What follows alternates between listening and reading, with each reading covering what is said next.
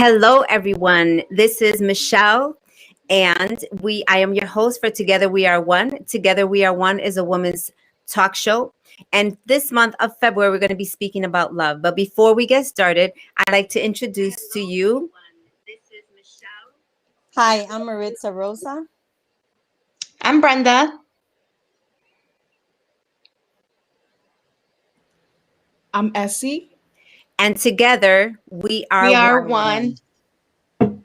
So with that being said, we are doing this virtually and it's our first time. So we have had lots of challenges, but we know that God is making a way for all of us. And we are grateful to be here with you. So we hope that you are all being safe at home, that you're being warm, and that if you have to go out for any reason, that you're being safe. I want to tell you a little bit more again about Together We Are One. It's a women's talk show. It's about speaking about what's real, what's raw, and what's transparent.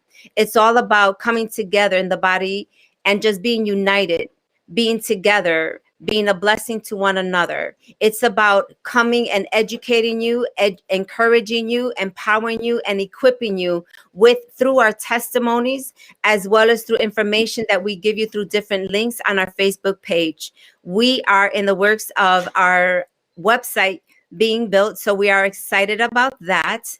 But I would like to get our guest speaker, our guest speaker to start with you. Maritza, thank you so much for joining us today. Thank you. Thank you for being a part of Together We Are One. And we're looking forward to hearing what you have to share with us. And so if you can just tell us a little bit about yourself, we would love to hear more about you. Sure. Well, thank you for having me. Brenda, thank you for inviting me. I think that everything happens for a reason. God has a plan for everyone, and things happen exactly when they're supposed to happen.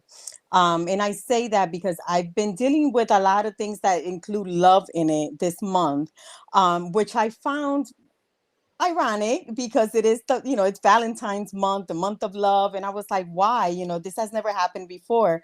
So when Brenda reached out to me, I was like, sure, why not? I'll do that too. But I prayed on it, and I feel like this is what God wanted me to do. So therefore, I'm here, and I'm excited to be here today with all you ladies. So a little bit about me.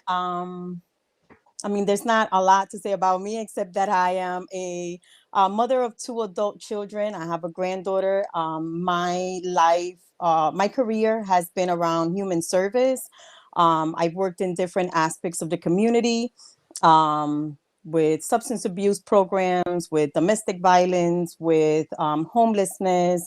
I have done a lot in the community. I feel that I have a lot of love to give. And for me, love, it's huge. And we can get into that as we go on in the segment. But love is huge. And there's different facets of what love is. So for me, love in my community is giving a little bit of me, being genuine, and just being open-minded and humble. It's true what you said when you said, love can be a lot of different things, right? Mm-hmm. I think that we have this perception that we know what love is. And for many of us, love is, a lot of us have been raised up in a home that it has been loveless. Mm-hmm. And Maritza, I know that you perhaps have not seen a lot of our other talk shows, but the month of December, we talked about rejection. The month of January, we talked about trauma. And so these are things that we all go through. And then we don't understand why we go through the things we do as an adult. We go through trauma, we go through abuse, we go through making bad decisions with bad relationships. We're looking for love in the wrong places. We don't really know what love is because we haven't received that love, right? A lot of times for many people, love is something that you purchase. I bought you this house. I love you because I purchased this house for you. Or that I love you because I'm still with you.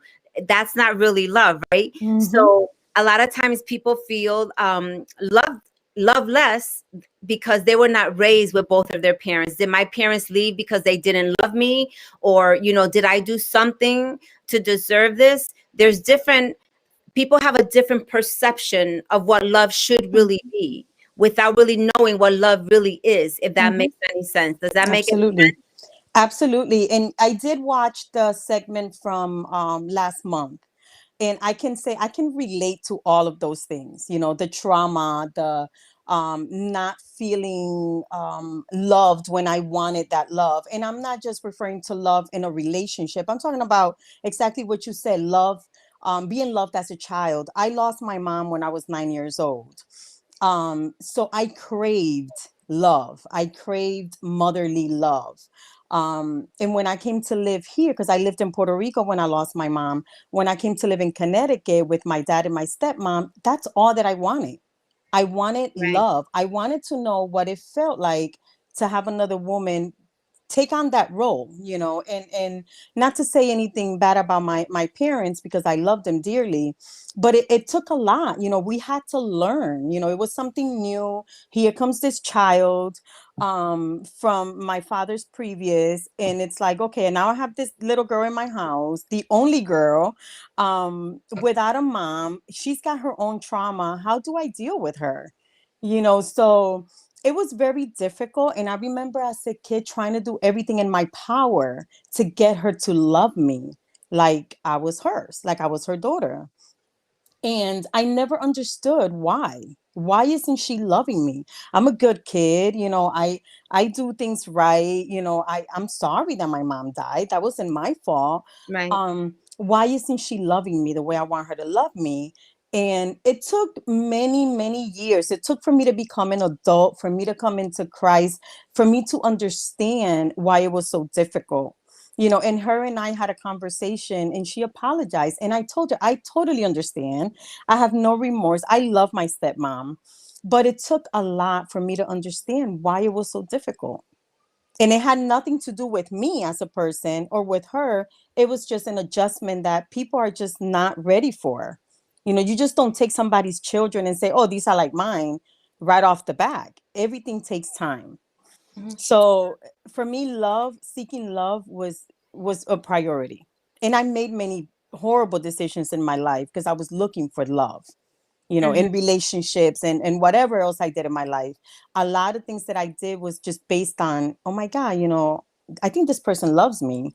And like you said, this person bought me this. So, you know, they probably love me. Or this person said this to me. And that sounds so sweet. I never had anybody say that to me before. I think they love me. And I went through a lot. I went through a lot, you know, my marriage and all of that. And again, it wasn't until I came to God and I finally said, you know what, I need to humble myself and I need to really allow him to lead me. Because I will always pray, but I was too fast. I didn't have time to wait for him to work his magic. It was like, I want this, but you're taking too long, so I'm just going to do it myself. And I made many mistakes because of that. So when I finally came and I said I give my life to Jesus, and I really meant that, then he took me through all those channels. I remember being in my car crying my eyes out because I was so confused, and I was like, I love this person. Why is this person treating me like this? And God kept showing up and telling me, no, this is what's best for you. This is what I want for you. I need you to do this. And then I had to follow. I had to follow, and he was able to remove the people who were no good for me from my life and Right. introduce some people in my life that were actually different, but amazing, Mhm. amazing people. So then I started to see love differently. You know, you make such a good point right there, because the truth is, I think that we have all been in that situation in one way or another. We're looking for love in the wrong places. I Mm-hmm. know for many, many, many women in their situation, it's because they didn't have their dad there. So they're looking for that love and that attention in all these boys. And Mm-hmm. for them, it's just lust. It's not really love. Mm-hmm. Mm-hmm. Um, and the girls are like, oh, they're giving me attention, or they're Yeah. doing or buying me this, and they're confusing that with love, and it's not love, Mm-hmm. it's lust. It's lust is Exactly. completely different. I Mm-hmm. think that we have all, in one way or another, wanted to be loved. I know that I knew my parents loved me, and but really, what, as children, like we've been talking about for the last couple of months, we don't know really at that moment what is rejection, right? We don't know Yeah. what trauma is. We don't even know what love is. We hear it all the time, but love is not just saying it. Love is showing it, right? Absolutely. And so for a lot of people, you say, oh, I love you. And you're like, I love you too. But, we're not being kind. We're not being gentle. We're not being patient. We're being very, very easily angered right away, right? And that's not love. We remind people of the wrong things that they do, and that's not love. And so it isn't until you start building a relationship, that you come into a relationship with the Lord Jesus Christ, that you get to know what really love is. And I'm going to share quickly, and I want to give it back to you, Maritza, but I just felt in my heart to share that the Lord had to deal with me in my heart. And I'm going to leave a part of this for next week, but there was an area in my life that the Lord said, are you really loving your daughter in the way that this is saying? Because when you say to her, I'm saying this to you because I love you. And the Lord would say to me, are you saying it because you love her? Or are you saying it where's your heart? Is your heart full of love when you tell her, or is your heart full of judgment? And my heart was full of judgment. And God had to deal with me. Because a lot of times we're judging people, and we're saying it because we love them. And we have to be very careful that we don't say, I'll give you an example. I don't want you to, I know this is going to sound cruel, but a lot of people do this. I don't want you to be so heavy because it's not healthy for you. But the truth is, we don't want you to be so heavy because it doesn't look good on you and it doesn't look good on me. That is the truth. If we're being honest here, right? Because the talk show is all about being real, raw, and honest and transparent. And so God had to deal with me. We need to love people from a place that is pure, that is humble, that we're really looking out for them, to the best interest for them. Yes, okay, it's not healthy and this is just in this situation, it's not healthy to be overweight, but this is why it's not healthy. It has nothing to do with your appearance, right? It's really about you being healthy mentally, physically, emotionally, in every area. But we have to say it in a loving way, because when we come in an attacking way, in a judging way, that person's going to receive it. As much as we say, no, but I'm saying it because I love you, they're going to be like, no, you're judging me. Can anybody relate to that? Yeah. Yeah. Brenda, would you say that? Yes. Oh, yeah. So, Brenda, I know that you shared, you introduced this to Maritza, and I thank you for inviting her, but you know her a little bit more about her too. So what would you say, how is Maritza's love today versus from when you met her? If there's any change, or have you seen any difference in her life? Definitely. I know Maritza through Kevin. And when I last saw Maritza, it had been a while since we spoke and stuff, so I was able to actually go physically see her. And I know that she had given her life to the Lord a while back. So when I saw her, I saw such a glow about her. And I just hearing her testimony on how God was working in her, you could just see how much layers was coming off of her from her experience through learning about Jesus and coming into relationship with him. So it's just you could just see a difference in people when they surrender their life to the Lord. Yes, definitely. Maritza, do you have any examples or I don't like to say examples, maybe perhaps a situation that you thought, why are they not loving me? I'm going to give you an example, and you can keep the focus on her for a minute. But I know that my mom had her stepmom was younger than my mom. So her stepmom was actually jealous from my mother, and she did not really like and embrace my mother, right? And there were some other issues, and I don't need to get this. And one of the things we want to make very clear on this talk show, this is not about bashing anybody. It's not about throwing anybody under the bus. It's not about making anybody feel bad or guilty or embarrassing our loved ones. This is really about what we experienced, what we witnessed, right? What we saw. Because this is our reality, right? It may not be your reality, but this is what we experience in our eyes. So it was very hard for my mom to feel loved. And I wish she would come on the show this month, but I don't know that she would do that. She's very private. But I think it's very healing for all of us to be able to speak about these things, because a lot of times we keep them hidden in the closet, under the rug. We don't talk about it. We don't want anyone to feel bad. But in the meantime, we ourselves are broken inside. We're hurting. We're like desperate. And the word says to confess to one another. But we don't want to confess because it's embarrassing. It's too painful. You know, I'm ashamed. So what things can you share with us, Maritza, as your childhood going through this situation? Yeah. So, again, when I came here to live here in Connecticut, there were a lot of other things going on before I came. So I know it wasn't that she didn't want to love me.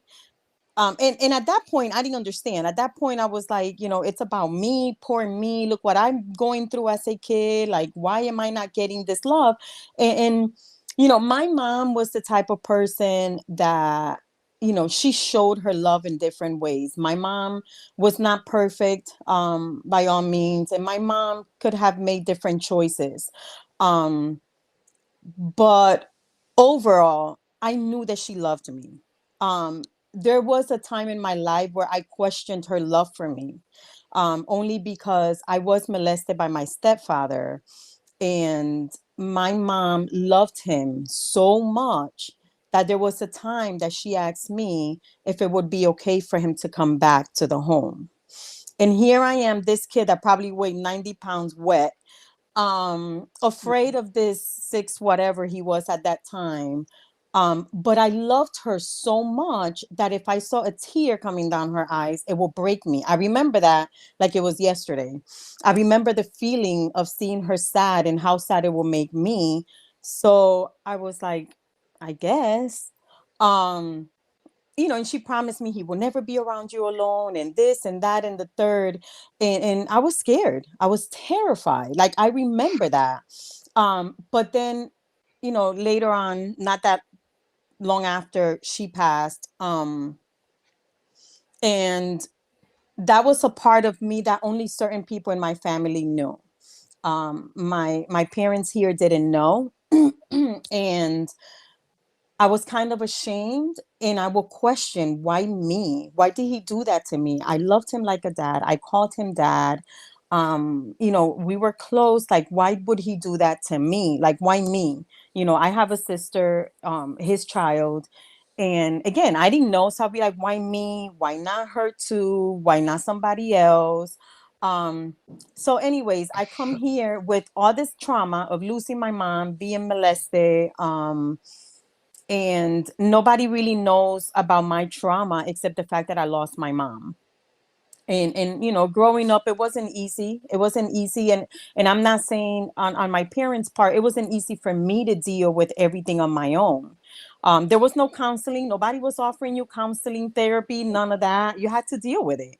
So coming here to live with my parents, I used to come and visit them every summer, but it wasn't the same. When you come to visit, it's fun, and then you go back home. So now I'm living here. I have, my siblings, they're all boys, and I have to learn to adapt. Now I'm in a different environment permanently, and I have to learn to adapt and accept things for what they are, but I'm still a kid.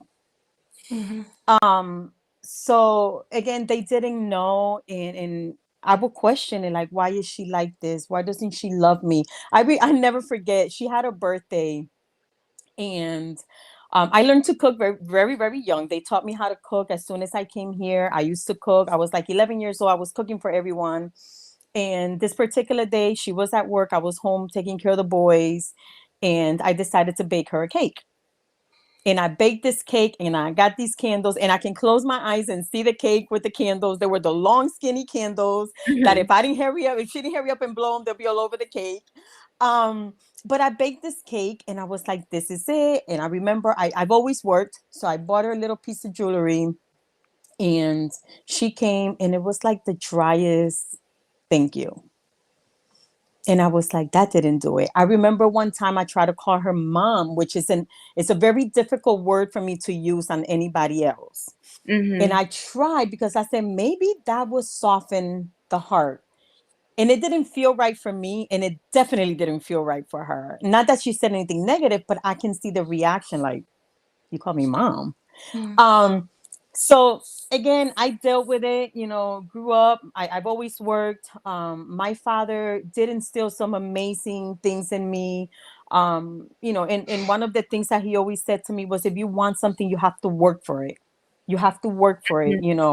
I started working my first job. I was 14 years old. I've always worked. I've always been very clean, very neat. Um, I had a lot of chores, and even that I didn't understand. I was like, why am I like I felt like I was the slave. Why Cinderella. am I? Yeah, I was like, Cinderella. I'm doing all the chores, I'm cooking, I'm doing this. I go to school, I work, and I was angry. I grew up so angry. Um, and then I set a goal for myself. When I turn 18, I'm leaving. That was my goal. I'm going to turn 18. I'm going to graduate, get my high school diploma, and I'm leaving. Because back then, a high school diploma was something. Right. And I did that. I ran away at the age of 18. I ran away from my parents' home, and I ran into a crowd that welcomed me. And I did a lot of things in my life that honestly I don't regret, because they made me the person who I am today. But it wasn't easy. There were so many struggles, and I was still dealing with the trauma. So what I started doing was I started drinking, because when I was hanging out with my friends and I was drunk or I was high, I wasn't thinking about anything. There was no pain. I was numb, and it was okay. And I lived that life for a long time until I met my kid's father, and I got married. And when I had my first child, I was like, oh my God, this is all I needed. This is what's going to complete me. Mm. So what I did with her was I promised myself, because no matter what I went through, I always believed in God. I went to church when I was a little girl. I knew there was God. I knew God was there. I knew he was watching over me, and I knew that I was doing wrong. Mhm. And I said to myself, I promise that I will do everything different with her. I don't want her to feel what I felt. I don't want her to go through what I went through. I am going to protect her 110%. And Mhm. I fell in love with her, and I never let her stay over nobody's home. Nobody watched my kids. I worked. I managed to pay a sitter. I had sitters come to my home just because I wanted to make sure my daughter was okay. When she went to daycare, I will pop up in the daycare just to make sure my daughter was safe at all times. And one of the things that I've always done to this day, and they are 21 and 25, is I tell them I love them. I don't know how many times in a day. Mhm. And it's genuine. My kids are not perfect, because no one is. I'm not Right. perfect. I still make None of us are. mistakes, but they are amazing human beings. I am extremely proud of them, and I love them with all my soul. And that's a love that I cannot compare to anything else. I can love many different people in different ways, because that's why I said there's different ways you Right. can love. But the love that I have for my kids, it's something that it's like it takes every bit of me. And I am so proud for them. So I decided to be a different mom. I believe my kids. I talk to my kids. I protect them. I'm there for them. I encourage them. I support them. And those were all the things that sometimes I say to myself, if I had that when I was growing up, the sky would have been the limit. But again, I don't regret anything. I do not regret anything that I went through in my life, because it shaped me into the woman that I am today. Amen. Amen. Um, as being and then we're gonna give the floor to a couple of the girls. Mhm, Uh, as as being having a loveless childhood, right? Because you mhm, knew that your dad probably loved you, mhm, but and your stepmom cared, but didn't really mhm. show you love. How did that affect you as an adult in your relationships? It made me cold, and I will always build a wall. So, and I bet this is something that I'm even dealing with today, right? And the other day I was sitting down thinking about this, and having my conversation with God. And I noticed that I tend to sabotage things when I feel that someone is loving me. And what I mean by that is, in relationships, I have always been um, the one that makes all of the decisions. It's my way or the highway. Um, And it's been that way because I'm afraid of being without. I'm afraid of getting hurt. I'm afraid of being abandoned. So it's my way or the road. And if you don't like it, bye. And I can move on without even thinking about it twice, which is not good. And like, again, I'm still learning. But I noticed that I've met some amazing people in my life that I know have my best interests at heart. And I also noticed that when they start showing me that love, I just shut it down. And I look for an excuse as to why it's not going to work. And I distance myself and I'm done. So when it comes to that love, I'm still working on that. However, I pray because I know God has someone in place for me. And that's another thing. I pray on everything. So if somebody comes in my life, I'm going to pray on it. And God will either is going to remove them or leave them. That's on him. Right. But I just feel like I've become that person where I have my guards up a lot, and I just don't want to be hurt. I don't want to make the wrong choices anymore. So I've learned to leave it in God's hands. I'm not in a rush for anything. I've been single now for a few years and I'm okay with that. I've learned to be alone and I love to be alone because I'm not really alone, of course, but Right. I don't mind it. I don't mind it today. I just hope that whoever it is sent by God and is someone that's going to love God as much as I love him and is willing to serve him as well. Amen. I can relate to you because I remember growing up, um, I would be like, I'm not gonna ever allow anybody treat me the way, you know, my father. I mean, he wasn't bad, but he could have been great, better, Mm-hmm. right? And my uncles, they were very. It was just not great with Mm-hmm. my father's side of the family, and so I remember saying, "I'm never gonna go through this," and I Mm-hmm. too put up that wall. I Mm-hmm. too was like, "Nope, you're not gonna hurt me. I'm not gonna cry over you. If you did me wrong, you gotta go. I would not cry. I would not be hurt. My attitude, my thing is like, it's your loss. But God had to work in me, right? And I think that God has had to work in all of us. As you've been talking, I wanted to, call Barbara in for a minute because I know that Barbara, she had a similar story, not perhaps the same as yours, but Mm-hmm. she can relate. Barb, what would you have to? How can you relate to Maritza today? Because I know that you share with her and you have some similarity in some things there. What would you say?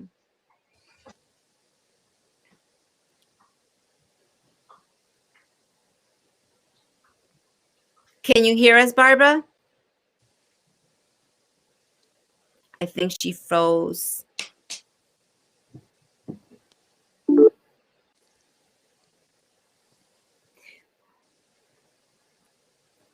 So how about you, Essie? Let's give the floor to Essie. Hi. Okay. Can you hear me? Mm-hmm. Yes. Um, so mine's more of a question for Miss Maritza. So, you mentioned how your stepmother was very not, would you say she wasn't very physical with you, or in the sense of showing love physically? Because from what I've understood, there are different ways that people show love, but I'm not sure if you went into depth about how she showed her love towards you. Was it different from the way she treated your brothers? Like, what was she doing that made you feel like you weren't seen the same way as she saw your siblings? Okay. So it was different because there was no physical, like no one ever said I love you, no one hugged me. My mother was that person. In fact, the last day that I saw my mom, that was our day to spend together, and my mom was really young. My mom died in her 20s. Wow. And my mom will always hug us, kiss us, I love you. And that last day that we spent together, the last day of her life, she dropped us off and said, I'll be back. And the one thing I will never forget is that she hugged us, kissed us, told us she loved us, and said, I'll be back. So that's why, I wanted that. I wanted someone to hug me. I wanted someone to say they love me, someone to make me feel safe, secure, someone to give me that affection. My parents, and again, I love my parents. If they were to watch this, I don't want them to think anything bad. But I'm the only girl. I'm my father's only daughter, my stepmother's only stepdaughter. I have boys. So her and my dad have 2 children together. And my brothers were my father's babies. You know, they're boys, it's different. Neither one of them knew what it was like to have a daughter, because they didn't have me full time. They didn't have a daughter of their own. Later on in life, my stepmom and I had a talk. And again, now, you know, we're closer. I love her dearly. And she explained that to me. She was very open with me. And she told me that, you know, that's the reason why it was difficult. And plus, there were other things going on in the home with my dad and her and whatever. So it made it difficult for her to be a mom to 2 young boys, 2 little boys. My brothers were little. Me, and then be a wife and have to work and go to school and do all this and that, which is the same stressors that a lot of us face today.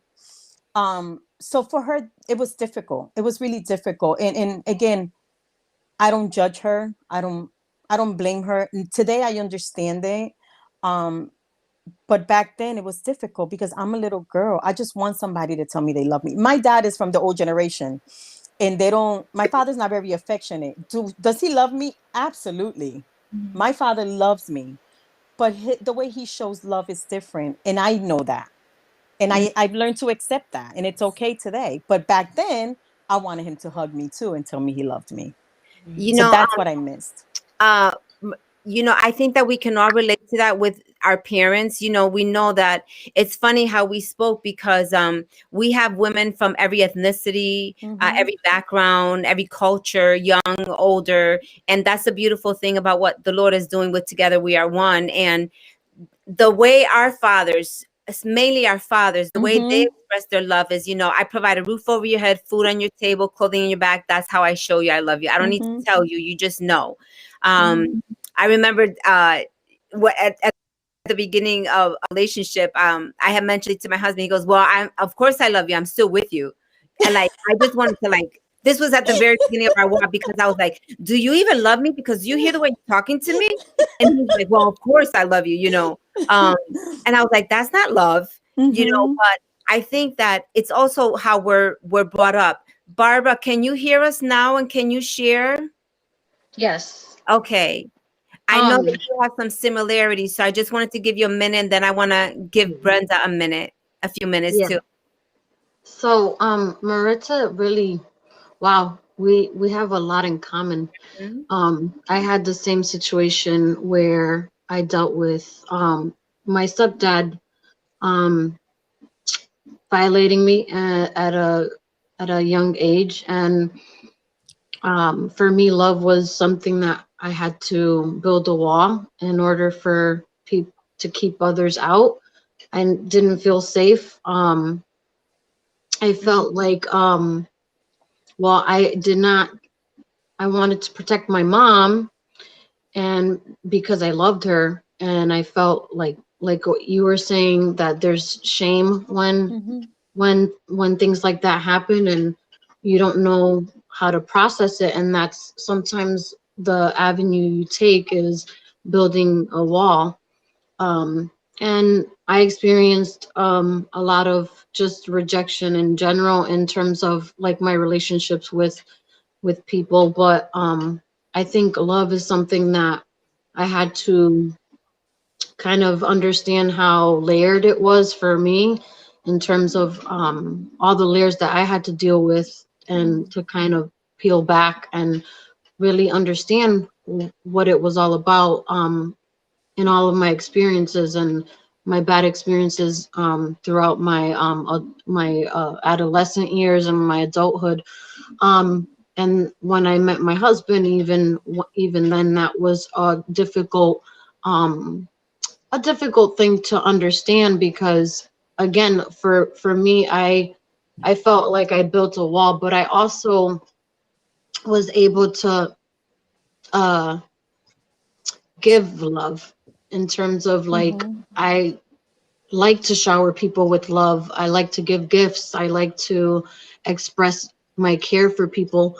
So in that aspect, you know, that was something that was a little more natural for me to do. But I think that was from a position of how do you say, like emptiness Mm-hmm. in terms of like I can fill your cup, but I Mm-hmm. never had that in return. Mm-hmm. And I had to learn a lot about having healthy, balanced, loving relationships, whether that was friendship, whether that was with my family members, with my husband, and and understanding that love, in order to love, you have to accept. And sometimes I was not able to accept certain things. And sometimes I would reject others because I didn't understand what love Mm-hmm. was. And I felt that I guess love can come with conditions, and I think that's the unhealthy way that I learned to love. So that was my experience with in terms of the theme of love.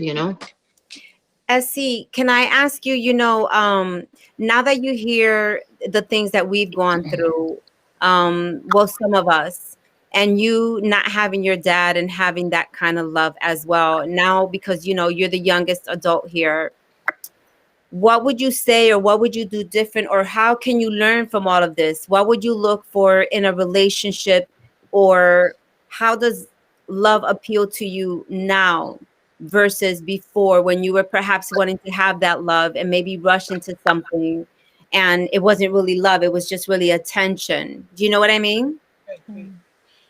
So when I was younger, my father and I were very, very close. Everything that I like, he was my superhero. Everywhere he went, I wanted to go. Like my dad was everything to me.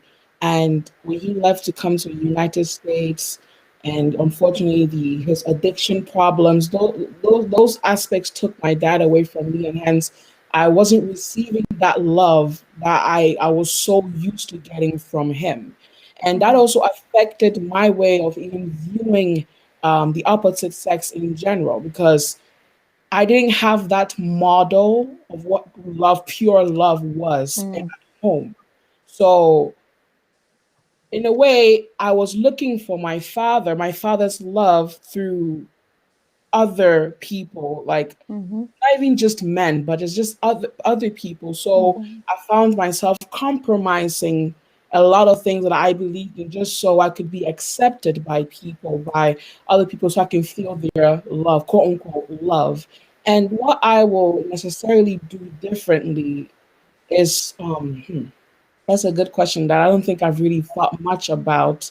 And hopefully, as we continue to talk about love on this month, that could steer my mind towards that direction. So, unfortunately, I don't know if I have an answer for you yet, Michelle. For that, It's okay. I'll next time when you ask again, I will make sure that I have my answer. I think that, I think I felt to ask you that question because I think that a lot of times when we hear other people speaking, something will, I know that especially what you're one of the ones that has been really growing and learning. And when someone is speaking, you'll think about it. I know you're trying to analyze it, and then you're trying to, see what part of that you can learn from it, what part of that it has been you. And so that's why I asked you the question. But yes, I think that all of us at one point or another have felt loveless growing up as a child and looking for attention. And Brenda, I want to ask you, because I know that we've all had a portion in our life that, and yes, we are talking about love, but what love is. But Brenda, I want to give you the floor, honey. Yeah, I mean, growing up, I didn't hear the word "I love you" in my household, especially when my dad left and my mom's, had met my stepdad. I didn't hear "I love you" from either side, from my dad or my mother. And it was, of course, because they didn't hear that from their own parent. So, I thought that love was, them just providing for us and making sure that we were okay. That was a display of their love for me. And then when, as you grow up and you become a teenager and you see that boys are not interested in you, and you finally hear a boy say, "I love you," even though they're not saying it with the right, intentions or meaning it, you hear a boy say I love you, and automatically, you're like, wow, I've never heard those words before. So this person really must love me if he's saying these things. And we all know that young boys at that time are not really saying it for the right reasons. They're saying it out of lust. So, it's horrible because you just have this whole complete wrong idea of what love is based off you hearing it from someone that you never heard it from before. Like, not hearing it from my parents just caused me to want to hear it from my boyfriend at the time, because I'm like, that's what I want to hear. I want to hear someone say that they love me. And you make horrible mistakes in the sense that you do things that cause a lot of hurt because you're not really loving that person. It's all conditional, like Barbara had mentioned. You're saying I love you because you want something in return from those words. And so I've had to learn, now that I'm in a relationship with the Lord, I've had to really learn that what God's love really is compared to the love that, other people will give us. And God's love is not conditional, it's unconditional. And I had to learn the difference between both. Knowing that even if I make mistakes, or I screw up, or or I sin for whatever reason, God will still receive me and accept me and love me no matter what. But with people, it's not like that. When we make mistakes, we're judged and we're criticized, and people will stop even loving us for those reasons. So, isn't it, I look back and I think about when we're young, right? And someone will be like, "Oh, I love you," and you're like, "Oh my God, they love me." I remember saying to myself, "What are you talking about? You like barely know me. How you gonna love me?" Like, in my mind, I was like, "What? Do you even know what love is?"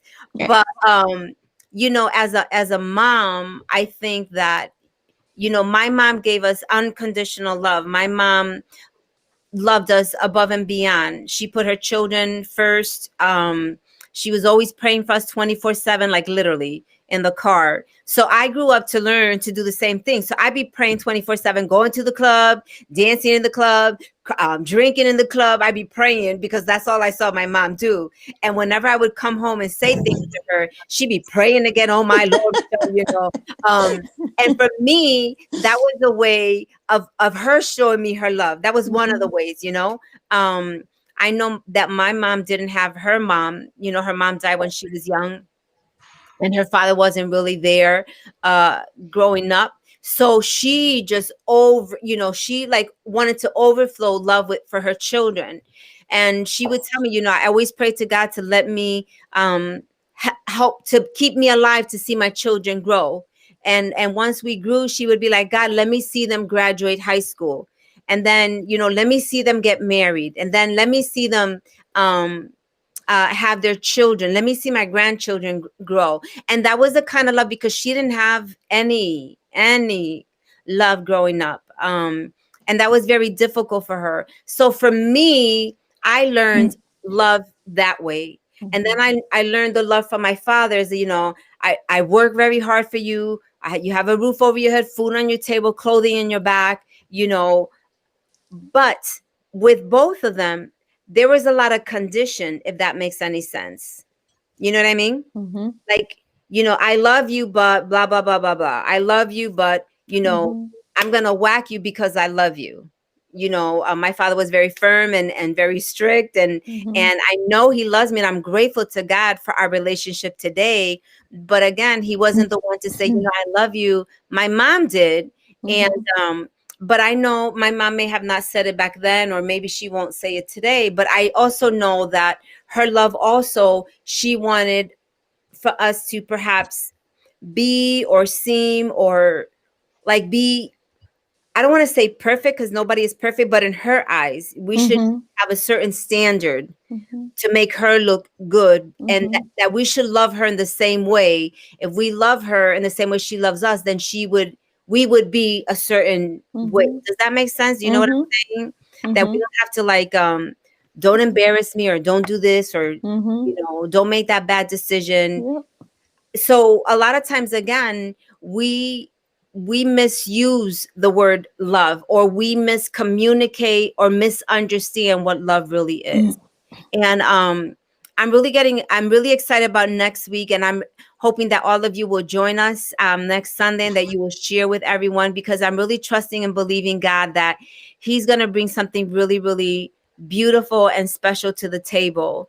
Because, you know, a lot of times we really, really think that we're loving and we're not. And God had to take me through this really in-depth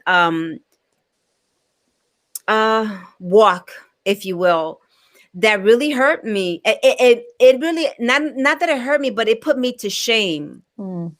And I'm going to share more about that next Sunday. And just keep in prayer for the guest speaker.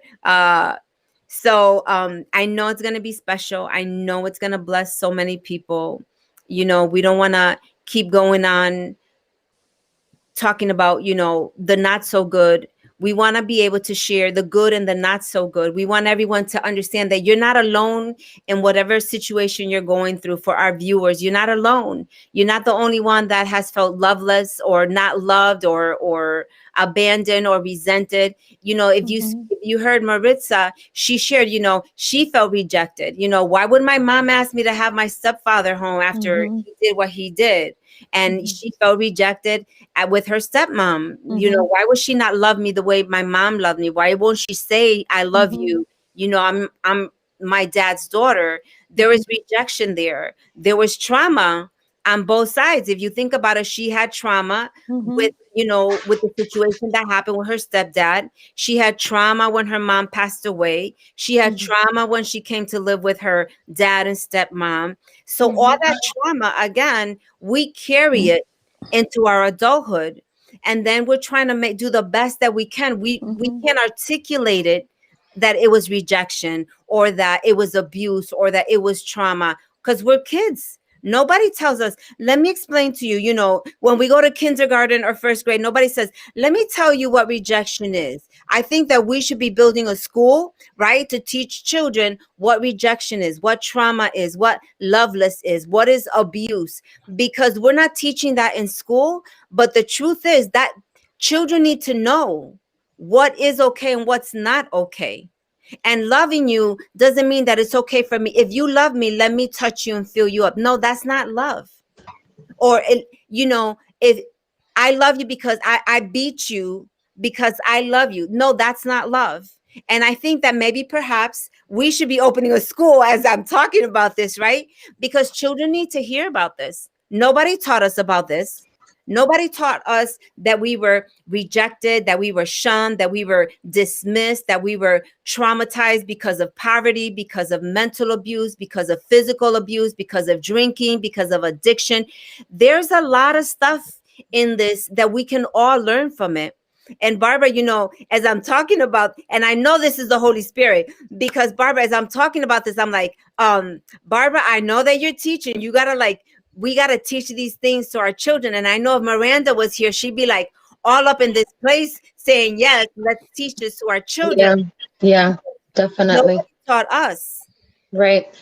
And I definitely think that I feel, because of what happened to me, that I'm able to talk to my kids openly about that. And I have those discussions every couple of months to as a check-in with them, to give them that guidance and that openness about, you know, how to talk about body autonomy, with, how people should respect you, and teaching them what's okay and what's not okay. Because I think we have to build those bridges for the kids, in terms of putting words and helping them to articulate that in a very simple way, so that when they're God forbid that they're ever in a situation where, something happens to them, that they're able to identify and not feel the shame that I felt growing up, and having that kind of haunt you in the, like in it's stored in the back of your mind for so long. And it's very heavy when you carry a secret, when you carry that pain inside. You don't deal with it until you're an adult. And I don't want that for my kids or any kids, so if I think equipping our children at a very young age to have those conversations, and checking in with them and helping them out so that they're able to identify those things if ever that were to happen to them, that they could openly talk to me or openly talk to someone that is a professional, that they might need the therapy, or they might need to trust in a family member or whatnot. You know what I mean? So that's definitely something very important to teach for our kids. Thank you, Barbara. I know we just have a few more minutes, but I do want to I wanted to ask Maritza one more thing, and then we're gonna close up in a few minutes. But Maritza, if you can quickly tell us, did you see a similar pattern in your daughter when it came to love? How did that affect your daughter? Is it your daughter that has a baby? Yes, one of Or my your daughters. children? Because I believe you Yeah. said you have two, Yeah, right? but I only have one grandbaby. Okay. Yeah. Yeah. It's as I'm listening to everyone, I want to say it's weird how certain patterns tend to repeat themselves. Right. In my home, as a parent, when I was married to my kid's father, I was the loving one. I was also the disciplinarian, because I have always been in control. I've always done for me since I was a little girl. Mm-hmm. I've been very independent, sometimes so much that it's actually not good. So in my home, I was the disciplinarian. I never had to hit my kids. I never did any of that. I think when I opened my mouth, it was enough. But their dad loved him, or still does. He loves my kids, but he was the one to never say, I love you. Mm. He never showed affection. And I remember when I was dating him, he would always mention this lady's name. And I'm like, why does he keep saying this lady's name? And it was his mother he was talking about. And then when I met his family, I noticed that in his family, everyone is called by their name, Wow. which for me was ironic. Being Hispanic, God forbid I call my father by his name. That's disrespectful. Right. But then I started to understand why he was like that. And then I started to explain it to my kids, and they know that he loves them. Like, if my daughter needs something, she can call him right now. He will come through the blizzard and do whatever. Like, that's just how he is. But it took me time to explain it to my kids. My kids understand it, they accept it, they're fine. My daughter is an amazing mom. Amazing mom. The love that my granddaughter receives from everyone, but especially from her mom, is like, it's unique. It's very attentive, very caring, very involved. Um, my grandbaby is spoiled rotten because she's the only grandbaby, the only great grandbaby, she's the only everything. So she is spoiled rotten with love more than anything. We don't teach about the material things. I never did that. Right. Um, but the love that she gets everywhere she goes makes me feel good. It makes me feel safe because she's being genuinely loved. So I don't worry about her going to her other family's house. I don't worry about the people that are around her because everyone that's around her is positive and they truly, genuinely love her. So when we were talking and somebody said something about, as we were talking about patterns, I'm like, oh my God, wait, that's the same thing that happened in my home, in my marriage. But all this to say that, how we deal with our trauma and how we channel all of these experiences, it's really up to us. For me, it's been a blessing. It has, like I said, it's made me the person that I am. I am very giving, very caring. I continue to do for the people in my community. I give them the love that I like, the love that I didn't receive. The love that I received today, I share with them, because now I have plenty. And it's just it has made me a great person. It has made me a great person. Overall, I'm not perfect. I still make a lot of mistakes, but I believe in a father who is amazing, who loves me unconditionally and continues to guide me in the right path. Thank you. And I want to thank you, Maritza, for joining us today. I know we just have a couple of more minutes, and we're going to close off few, but to our viewers, I want you to know, we want you to know, right, that you're not alone in whatever situation Amen. you're going through. Whether you have been loveless, when you were young, when you were a teenager looking for that love and attention from the boys or the girls or your spouse, know that you're not alone. A lot of times, like we said, hurt people, right? People that were rejected reject people. People that didn't receive the genuine love of Jesus Christ, because that is a love like no other. They don't know how to give a love that they've never received. They say it and they hear it, but they don't know how to show it, because the word says love in action, not just by saying it, but put it into action, like faith with deeds. You can't have faith and not have deeds, because it's dead. It's the same thing when we say, I love you, but we don't show you with our actions or with respect or with kindness or patience, right? And we're going to get into that next week.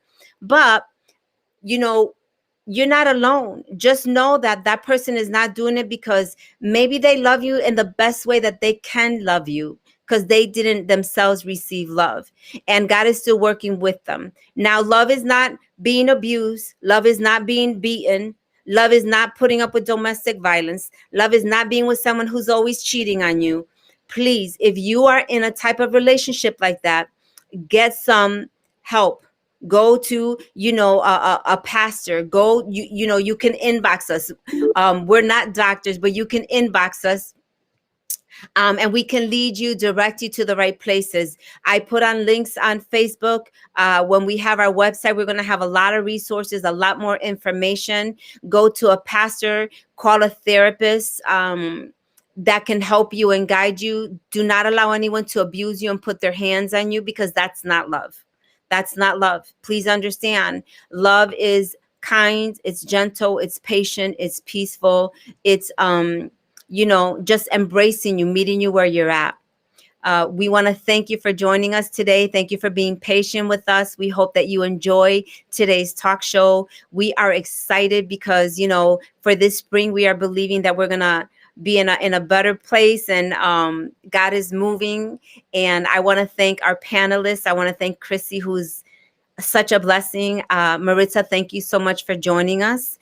And remember, every Sunday we will be here. I know next Sunday is Valentine's, but go for a nice breakfast or go for a nice dinner evening.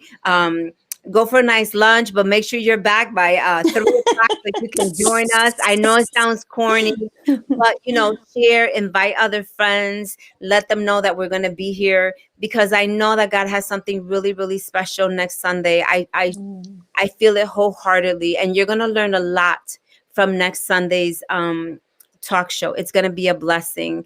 I am your host, Michelle. Maritza? Essie? Brenda, And together we you're are one. Thank you for joining us. We pray you have a fabulous week. Take care. God bless you. And we'll see you next Sunday. Bye-bye.